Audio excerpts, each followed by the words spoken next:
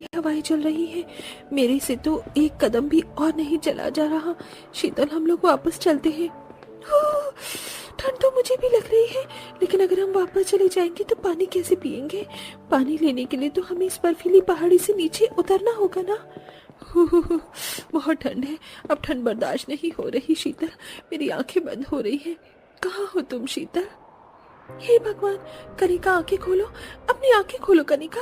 ये क्या हो गया तुम्हें? अब मैं क्या करूं? कितनी बर्फीली हवाएं चल रही हैं। कोई तो मेरी मदद करो। हे भगवान, हम लोग यहाँ पर क्यों आए? कनिका उठो, कनिका आंखें खोलो अपनी। शीतल कनिका को पकड़कर रोने लगती है।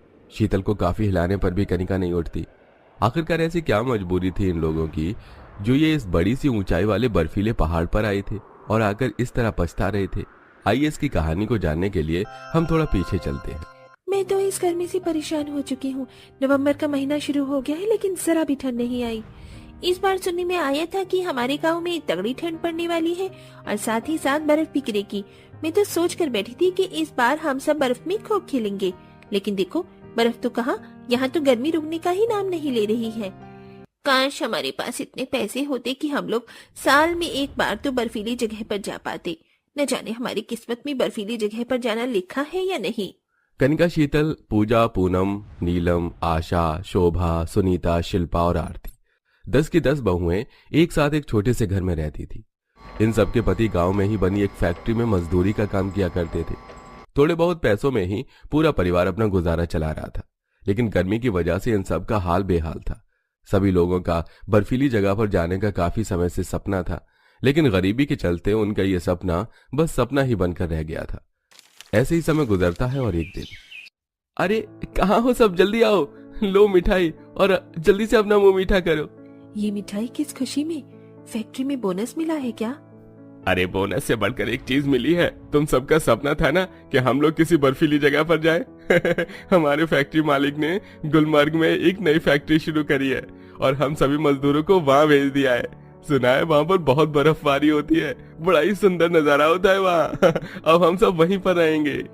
आप सच कह रहे हैं? इसका मतलब हम लोग बर्फीली जगह पर जाएंगे और वहाँ पर रहेंगे? हम तो बस ऐसी जगह पर घूमना चाहते थे, लेकिन भगवान ने तो हमें हमारे मांगने से ज्यादा ही दे दिया। अब जल्दी से सामान पैक करते हैं, मैं तो अपने आप को रोक नहीं पा रही हूँ। सभी बहुएं सारा जरूरी सामान पैक करती हैं और अगले दिन पूरा परिवार बस से गुलमर्ग पहुंच जाता है। चारों तरफ ऊंची ऊंची बर्फ से ढकी हुई चोटियां, ठंडी ठंडी बर्फीली हवाएं, इतना सुंदर नजारा देखकर सभी बहुएं काफी ज्यादा खुश थीं। वहीं अब उन सबके पति रहने के लिए आसपास की जगह पर किराए के मकान ढूंढते हैं, लेकिन बर्फीली जगह पर होने की वजह से सारे मकान के किराए काफी ज्यादा बढ़े हुए थे। अरे मैं तो परेशान हो चुका हूँ, कोई 10,000 किराया बता रहा है तो कोई 20,000। अरे ये बर्फीली जगह है, या तो हम लोग कहीं तंबू या तिरपाल लगाकर भी नहीं रह सकते। हम सबको बहुत ठंड लग रही है, हमें कहीं तो ले चलिए, वरना इस बर्फीली जगह में हम लोग बर्फ की तरह जम जाएंगे। शाम होने को आई थी, इसलिए अब वो एक ढाबे पर चले जाते हैं और सारी रात उसी ढाबे पर जैसे तैसे करके गुजार लेते हैं। अगले दिन फिर से वो सभी सस्ता किराए का मकान ढूंढते हैं, लेकिन कहीं पर भी उन सबको मकान नहीं मिलता। क्या करें, कुछ समझ नहीं आ रहा। हम सब लोग तो काम करके फैक्ट्री में सो जाएंगे, लेकिन इन सब का क्या होगा, कहाँ रखेंगे हम इन्हें। किराए पर सस्ता घर न मिल पाने की वजह से सभी लोग काफी ज्यादा परेशान होते हैं। वहीं बर्फीली पहाड़ पर सबकी हालत ठंड से खराब हो रही थी। तभी सभी बहू में से एक बहू कनिका ये नोटिस करती है कि उस बर्फीली जगह पर जितने भी घर बने हुए हैं वो सभी लकड़ी के घर हैं, जिसे देख कनिका को एक आइडिया आता है।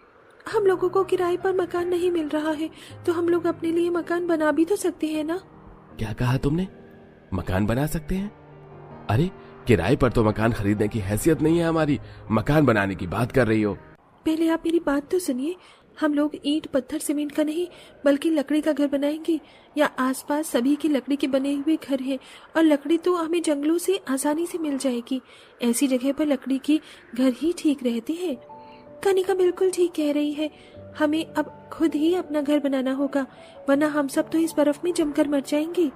सभी लोग कनिका की बात से सहमत हैं, इसलिए उन सबके पति जंगल से बड़ी बड़ी लकड़ियां काट कर लाते हैं। वहीं उन सबकी पत्नियां लकड़ी से घर बनाने लगती हैं। कुछ घंटे में उन सभी का लकड़ी का घर बनकर तैयार हो जाता है और अब वो सब उस लकड़ी के घर के अंदर जाते हैं और उस घर में रहने लगते हैं। लेकिन सभी बहुओं ने जो बर्फ में रहने के सुहाने सपने देखे थे, अब वो सभी धीरे धीरे मिट्टी में मिलने वाले थे। बर्फीली पहाड़ी जगह पर इन सभी का रहना काफी ज्यादा मुश्किल भरा होने वाला था। कितनी ठंड है, राशन और सब्जी लेने के लिए भी बर्फ की इतनी ऊंची चोटी से उतर कर जाना होगा। सुनीता जैसे ही सब्जी लेने के लिए बाहर बर्फ में निकलती है तो अचानक उसका पैर फिसलता है और बर्फ में गिर जाती है। मेरी कमर, मैं तो मर गई यार। इस बर्फीली पहाड़ी पर तो अब बाहर निकलना भी मुश्किल हो गया है। सुनीता अपनी कमर पकड़कर लंगड़ाते हुए अपने घर के अंदर जाती है। बर्फीली जगह पर रहने की वजह से ना ही तो इन लोगों को ठीक से खाना मिल पा रहा था और ना ही पीने के लिए पानी लेने के लिए शीतल और कनिका जैसे ही बर्फीली पहाड़ से नीचे उतर रहे होते हैं कि तभी अचानक कनिका की तबीयत खराब होती है और वो बेहोश होने लगती है। शीतल बड़ी मुश्किल से कनिका को संभालती है और उसे घर लेकर आती है। हम तो यहाँ आकर पछता रहे हैं, बहुत तकलीफ हो रही है हम सबको यहाँ, लेकिन हम लोग चाहकर भी यहाँ से नहीं निकल सकते। सही कह रही हो पूजा, हमारे पास इस बर्फीली पहाड़ी में रहने के अलावा कोई और चारा नहीं है। अब यही हमारा ससुराल है, हमें खुद ही कोशिश करनी होगी और यहाँ पर रहने की आदत डालनी होगी। सभी बहुएं हिम्मत हारने की बजाय एक दूसरे का हौसला बढ़ाती हैं। अरे शिल्पा, तुम ये लकड़ी के टुकड़ों को चाकू से खरोच क्यों रही हो? मैं इन लकड़ी के टुकड़ों को खरोच कर इन्हें हमारे जूते और चप्पलों के नीचे लगा दूंगी, जिससे जब हम बर्फ पर चलेंगे तो हम में से कोई भी नहीं फिसलेगा। शिल्पा उन लकड़ी के टुकड़ों को जूते के नीचे लगा देती है, जिसके बाद अब वो सब जैसे ही बर्फ पर चलते हैं तो किसी का भी पैर नहीं फिसलता। मैंने घर के बाहर की सारी बर्फ को इकट्ठा करके इन्हें चूल्हे पर पिघला दिया है और अब हमें पानी के लिए बार बार बर्फीली पहाड़ी के नीचे नहीं उतरना होगा। ये पानी पीने में भी काफी ताजा लग रहा है। चलो, कुछ तो परेशानी खत्म हुई हमारी। ऐसे ही समय गुजरता है और आज उन सबके पति खाने के लिए सेब लेकर आते हैं, जो काफी ज्यादा मीठे होते हैं। सेब काफी ज्यादा मीठे थे ना? हाँ? बर्फीली जगह पर सेब की बड़ी ही डिमांड होती है। चलो, अब इस कूड़े को मैं बाहर फेंक आता हूँ। अरे अरे रुको, आप लोगों ने तो कहा था कि बर्फीली जगह पर सेबों की बड़ी डिमांड होती है, तो क्यों ना अब हम सब खेती करें, इससे हम काफी पैसे कमा सकते हैं। कुछ दिनों में सेब की खेती से उन सभी को काफी लाल लाल और मीठे मीठे सेब मिलते हैं, जिसे बेचकर अब सभी बहुएं काफी अच्छे पैसे कमा रही थी। ऐसे ही समय गुजरता है और एक दिन, अरे आप इन भीड़ की बच्ची को लेकर क्यों आए हैं? भला इनकी क्या जरूरत हमें? इनकी उनसे तुम लोग पहनने के लिए गर्म स्वेटर बना सकती हो। हमारे पास तो स्वेटर हैं, लेकिन तुम सब तो सब ठंड में ठिठुरती रहती हो। क्या बात है, आपके दिमाग में भी जुगाड़ आ गया? सभी बहू मिलकर उन दोनों भेड़ को पालती हैं और उन सबके पहनने के लिए सबके लिए गर्म स्वेटर और जैकेट बनाती हैं। इसी तरह के छोटे छोटे जुगाड़ और मेहनत से अब सभी बहुएं अपने पतियों के साथ उसी बर्फीली पहाड़ी जगह पर रहने लगी थी। बता, इतने बर्फीले पहाड़ी इलाके में ये लोग कितने एंजॉय कर रहे हैं। हर साल शहर से इसी तरह लोग आते हैं, और नहीं तो क्या। वैसे इनकी मस्ती में पहाड़ी इलाकों की लोगों की बड़ी कमाई होती है। एक 14 रुपए की मैगी भी ये लोग इन्हें 100 रुपए में देते हैं और ये आराम से खा भी लेते हैं। पूजा, तुम तो बेस्ट हो। अरे घर के काम के बाद हम लोगों के पास इतना वक्त बचता है तो हम लोग भी तो मैगी मोमोज जैसी चीजें बनाकर बेच सकते हैं। पहाड़ी इलाका है और सभी को ऐसी चीजें बड़ी पसंद आती हैं। अरे हाँ, और इससे तो हम काफी पैसे भी कमा सकते हैं। जितने का सामान नहीं लेंगे उससे ज्यादा तो हम लोग पैसे ही कमा लेंगे। सभी बहुएं मिलकर अपने घर के बाहर एक टेबल लगाती हैं और उस पर मैगी मोमोज जैसी चीज बनाती हैं, और जो भी अब उस ऊंची बर्फीली पहाड़ी पर घूमने के लिए आता है तो वो उनसे जरूर मैगी मोमोज लेकर खाता है। ये लीजिए आपकी 2 प्लेट मैगी और 3 प्लेट पनीर मोमोज। जितना सोचा था उससे ज्यादा हम लोग पैसे कमा लेते हैं। मुझे तो लगा था कि बर्फीली पहाड़ी पर हम लोग ज्यादा दिन तक रह नहीं पाएंगे, लेकिन अब तो यहाँ से जाने का मन ही नहीं कर रहा है। पहले जो हमारे लिए परेशानी थी और वही हमारे लिए अब कमाई का जरिया बन गई है। समय गुजरता है और अब सभी बहू मिलकर काफी सारे पैसे जमा कर लेती हैं और अब उस छोटे से लकड़ी के घर को तोड़कर एक बड़ा सा घर बनाती हैं, जिसके अंदर 3 से 4 हीटर भी लगे हुए थे। और अब चाहे बाहर बर्फीली हवाएं चले या बर्फीली बारिश हो, इनका घर बिल्कुल गर्म रहता था। और इस तरह से 10 की 10 बहुएं अपनी बर्फीली पहाड़ी ससुराल में हंसी खुशी रहती हैं।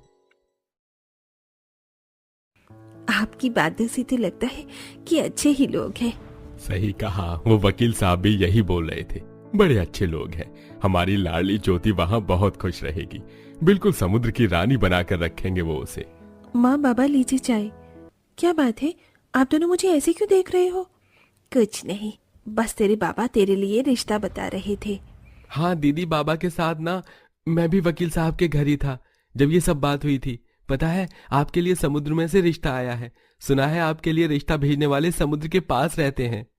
अरे वाह, समुद्र के पास, ठंडी ठंडी हवा। ऐसे में सनसेट में तो हमेशा से ये नजारा देखना चाहती थी मैं। माँ बाबा, तो आपने उन्हें क्या जवाब दिया? क्या जवाब देते, हमें तो लड़का पसंद आ गया है।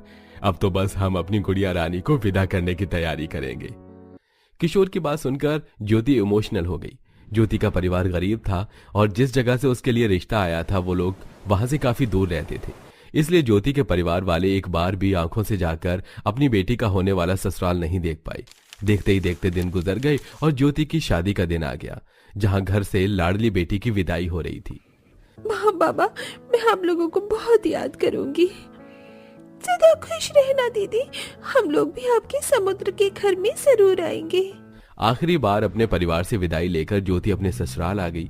उसने अपने ससुराल के बहुत से ख्वाब आंखों में सजाए हुए थे। गाड़ी चलते चलते एक समुद्र के किनारे पर रुक गई, जहां एक बड़ा सा होटल बना हुआ था। अरे वाह, कितना अच्छा और बड़ा घर है। क्या ये आपका है? क्या कहा भाभी, ये घर नहीं होटल है। जानती है, यहाँ की एक दिन रहने की बुकिंग ही 16,000 रुपए है।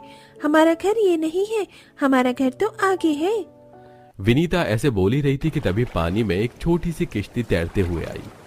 चलिए भाभी, चलते हैं। इस किश्ती से ही हम अपने घर जा पाएंगे। ज्योति के कुछ समझ तो नहीं आ रहा था, लेकिन वो किश्ती में बैठ गई और कश्ती उन्हें आगे पानी में चलते हुए एक टापू पर लेकर पहुंची। वो टापू बहुत ज्यादा बड़ा तो नहीं था, लेकिन समुद्र में था। पूरा टापू एक घने जंगल जैसा था, जो सुंदर नहीं, काफी डरावना लग रहा था। और वहां पर ज्योति का ससुराल था, जो बस एक घर के नाम पर लकड़ी की छोटी सी कमजोर सी कुटिया थी। ये मेरा ससुराल है? मैंने तो क्या क्या ख्वाब देखे थे, लेकिन ये तो बिल्कुल बंजर सी जगह है। समुद्र के बीचों बीच में तो आदिवासियों में भी आ गई हूँ मैं। कहाँ खो गई बहू, अंदर आ मेरी बच्ची। जी। ज्योति को वो जगह नाम को भी अच्छी नहीं लगी थी, लेकिन न चाहते हुए भी अब उसे वहां गुजारा करना पड़ता, क्योंकि वो उस घर की बहू बन चुकी थी। ज्योति ने खामोशी से अपने गृह प्रवेश की रस्म कर ली और फिर वो खामोशी से ही अपने कमरे में चली गई, जो काफी छोटा सा लकड़ियों का ही बना हुआ था। अभी वो बैठी हुई थी कि तभी उसके कमरे में उसकी नंद आई। ये लो भाभी, कुछ खा पी लो। आप तो भूखी होंगी ना, माँ ने भिजवाया है। क्या बात है भाभी, आप कुछ उदास लग रही हो? कुछ नहीं, बस घर की याद आ रही थी। घर की याद? भाभी, ये भी आपका घर ही है। जानती हो, लखन भाई की शादी की खबर सुनकर पूरे टापू के लोग खुश हो गए थे। आप सिर्फ इस घर की नहीं, पूरे टापू की बहू और बेटी हो भाभी। सही कहा, इस उजाड़ जगह की, जहां मुझे अपनी बर्बादी के सिवा कुछ नजर नहीं आ रहा है। ज्योति ने इतनी कड़वी सी बात बोल दी, लेकिन सुनीता या विनीता ने उसे कोई कड़वा जवाब नहीं दिया, बल्कि वो उसे समझाते हुए बोली, भाभी, हम जानते हैं ये जगह आपको अपने मायके के आगे उजाड़ लग रही होगी, लेकिन यकीन मानिए, घर, जगह, हर चीज में खूबसूरती प्यार और रिश्तों से बनती है। ये सब तो बस इंसान की जरूरत है। आप देखना, यहाँ रहकर आपको समझ आएगा कि प्यार से रिश्ते किस तरह बनते हैं और कैसे खंडरों में बहारें आती हैं। सुनीता ऐसे बोलकर आ गई। ज्योति का मूड खराब ही था। उसने अपने मुंह से तो कुछ नहीं निकाला, लेकिन उसने घर के हर काम को गुस्से से ही किया। शादी के अगले दिन उसकी पहली रसोई थी, जहां उसे बाहर आकर चूल्हे पर खाना बनाना पड़ा। चल पिचा, क्यों मेरा पागल बना दिया है? अरे बहुत ज्यादा गुस्सा ना कर, आजा मैं तुझे चूल्हा जलाना बताती हूँ। आप कौन है? मैं यहीं इस टापू पर रहने वाली हूँ, तुम पड़ोसन बुला सकती हो। देखो, ये टापू की लकड़ी है, ये ऐसे नहीं जलेगी, इसमें हल्की हल्की फूंक मारी जाती है और ये जल गई। जल गई। पता नहीं मुझे ही क्यों इस टापू पर फंसना था।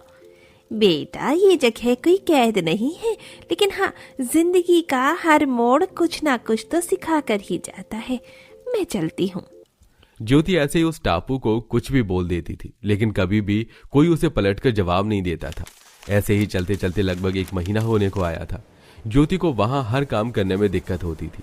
जैसे वो बर्तन धोती तो उसके बर्तन पानी में बह जाते, कपड़े धोती तो मछलियों का डर लगा रहता और साथ ही जब वो कपड़े सुखाती तो टापू के बंदर उसे परेशान करते थे। छोड़ दे बंदर, मेरी नई साड़ी है। अरे अरे बहू, ले जाने दे इस बदमाश को। यहाँ के बंदरों से पंगा मत लेना बहू, बहुत खराब है। तू अंदर आ। हाँ, ऐसी ही जगह ससुराल मिलने को था मुझे, जहाँ इंसान और जानवर में फर्क ही नहीं है। कर ले, तू गुस्सा कर ले, वैसे भी तेरा गुस्सा जायज है, लेकिन बहू हम सभी तुझसे बहुत प्यार करते हैं। ऐसे यहाँ के जंगली जानवरों से पंगे मत लिया कर, मुझे डर लगता है। एक साड़ी के लिए तू बंदर से लड़ रही थी, अगर वो तुझे कुछ कर देता तो मैं खुद को कभी माफ ही नहीं कर पाती। ज्योति के इतना कड़वा बोलने पर भी उसकी सास को उसी की चिंता थी। ये बात ज्योति को आज महसूस हुई। अब उसे महसूस हो रहा था कि वो गलत कर रही थी और आगे से उसने फिर कभी ऐसे न करने की कसम खाई। उसने सभी से माफी मांगने का भी एक प्लान बनाया। आज शाम तो मैं सभी की पसंद का खाना बनाऊंगी और सभी से माफी भी मांगूंगी। ज्योति ने जैसा बोला था वैसा ही किया। उसने सभी को उनकी पसंद का खाना बना कर दिया। भाई क्या बात है, आज तो खाना कुछ अलग अलग सा लग रहा है। जी पापा, आज मैंने सभी की मनपसंद चीजें बनाई हैं। वो मुझे आप सबसे कुछ कहना था। माँ, बाबा और बाकी सब माना कि मैंने पहले रूखा बर्ताव किया, लेकिन अब मैं समझ गई हूँ जगह वो अच्छी नहीं होती जहाँ घर अच्छा हो। जगह वो अच्छी होती है जहाँ लोग अच्छे हों, जहाँ दिल लग जाए। उस जगह का नाम घर है, फिर चाहे वो आसमान की चादर और जमीन का बिस्तर ही क्यों ना हो। क्या बात है बहू रानी, लगता है दिल लगना शुरू हो गया है। चलो अच्छी बात है। मैं जानती थी कि मेरी बहू एक दिन हमारे प्यार को भी समझ ही जाएगी। बहू अब तू ज्यादा मत सोच, आजा सभी के साथ बैठकर खाना खा ले। शांति ने ज्योति को अपने पास बिठाया और उसे खाना खिलाया। आज के दिन सभी बहुत ज्यादा खुश थे। ज्योति खाना खाकर अपने घर वालों से बोली, माँ, बाबा, मैंने इस जगह को तो अपना लिया है, लेकिन मैं इस घर में अपने हिसाब से थोड़े बदलाव करना चाहती हूँ। बहुत वक्त हो गया इस खंडर सी कुटिया में रहते हुए। अगर आपकी इजाजत हो तो इस टाबू को ही घास और लकड़ी की मदद से क्या हम इसी घर को सजाएं? सुनने में तो अच्छा लग रहा है, लेकिन हम इस घर को सजाएंगे किस तरह? वो तुम मुझ पर छोड़ दो। लखन जी और राहुल जी, आप दोनों को यहाँ से लकड़ी लेकर थोड़ा सा फर्नीचर बनाना होगा। ज्योति ने सभी को उनका काम समझा दिया। सभी उसकी बात सुनकर उत्सुक हो उठे और अगले ही दिन से उन्होंने काम शुरू कर दिया। ज्योति ने सभी को गाइड किया और उन्होंने लकड़ी से अपनी कुटिया को और मजबूत किया, जिस पर ज्योति ने घास लगाई। लखन और राहुल ने भी लकड़ी से फर्नीचर बनाया, जिसको ज्योति ने घास से ही सजाया। और लगभग 4 दिनों के अंदर उनका घास का घर, घास का फर्नीचर और छोटा सा घर के बाहर घास का यॉट तैयार हो गया, जो बहुत ज्यादा सुंदर लग रहा था। अरे वाह, अति उत्तम। बहू दोनों तो इस बंजर टापू को जिंदगी देती है। शुक्रिया। अगर तू बुरा ना माने तो क्या हम भी अपने घरों को ऐसे ही सजा लें? अरे ये भी कोई पूछने की बात है? आप भी अपने घरों को सजाइए, फिर सिर्फ हमारा ही नहीं, ये टापू भी रंगीन हो जाएगा। शांति की बात सुनकर वो औरत भी खुश हो गई और टापू पर जितने भी घर थे उन सभी को उनमें रहने वालों ने ऐसे ही घास से सजा दिया। वो टापू देखने से इतने ज्यादा सुंदर लग रहा था जैसे कि वो किसी परी की दुनिया हो। और टापू में बदलाव आते ही वो मशहूर भी हो गया। अब लोग जहाजों से उसे देखने के लिए आते थे और साथ ही उससे भी ये फायदा हुआ कि जो भी लोग टापू पर रहते थे उन्हें रोजगार मिल गया। और एक रोज ज्योति के घर वाले उससे मिलने आए। आइए आइए समधन जी। हाय हाय, नजर न लगे मेरी बच्ची के घर को। ये तो उससे भी अच्छी जगह है जो हमने सोची थी। ज्योति बेटा, तेरा ससुराल तो समुद्र में घास का ससुराल है।